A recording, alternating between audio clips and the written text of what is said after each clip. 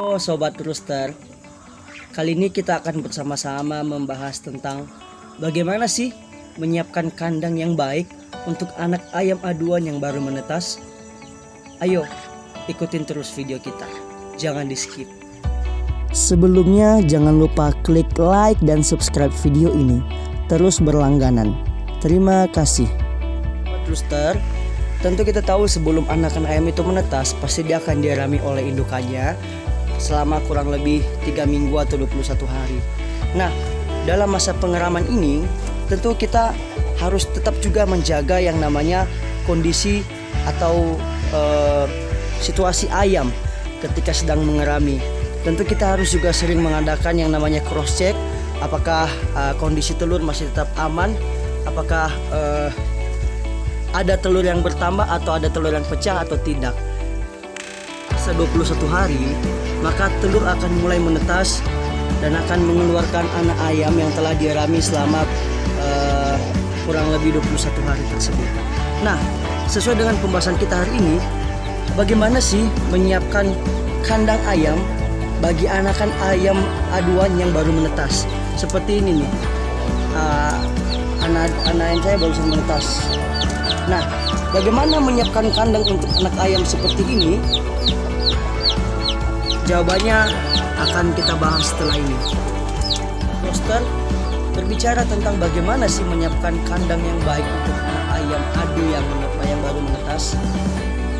Berdasarkan pengalaman dan sepengetahuan saya, ada beberapa dari sobat-sobat Rooster yang membiarkan anakan ayam yang baru menetas itu bersama dengan induknya selama beberapa hari, lalu kemudian akan ditampung kembali.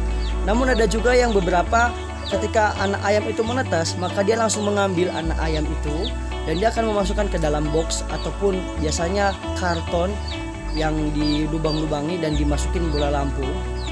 Nah, tapi untuk saya sendiri mungkin hampir sama, hanya saja ada beberapa perbedaan dalam penggunaan media. Bagi saya sendiri, media yang saya gunakan lebih cenderung untuk berfungsi untuk menjaga hawa atau menjaga suhu yang ada di dalam kandang anak ayam itu nantinya. Rooster, inilah kandang anakan ayam saya.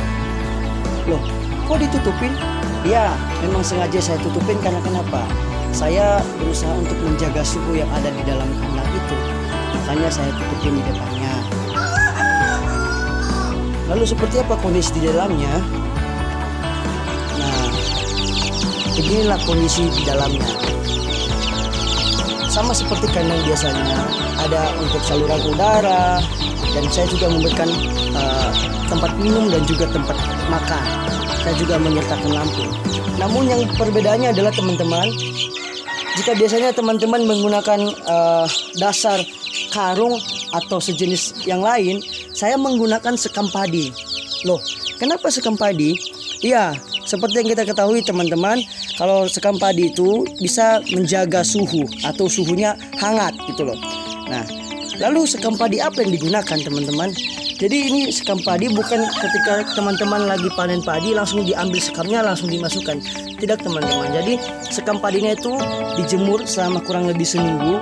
Nah, fungsinya apa? Jadi ketika penjemuran itu maka semua kadar air di dalam sekamnya itu bisa terangkat. Jadi dan juga hawa panas matahari itu bisa tersimpan di dalam sekam padinya. Dan di sini saya juga menyertakan lampu. Nah, pertanyaan sekarang, lo kok lampunya kenapa bukan warna kuning? Kenapa nggak lampu pijar? Kok lampu LED seperti itu? Iya teman-teman, jadi saya sengaja nggak menggunakan lampu LED atau lampu pijar karena kenapa? Suhu hangatnya itu sudah berasal dari sekam padinya saja. Jadi kita juga bisa memaksimalkan fungsi lampu sebagai pencahayaan, bukan malah sebagai penghangat. Jadi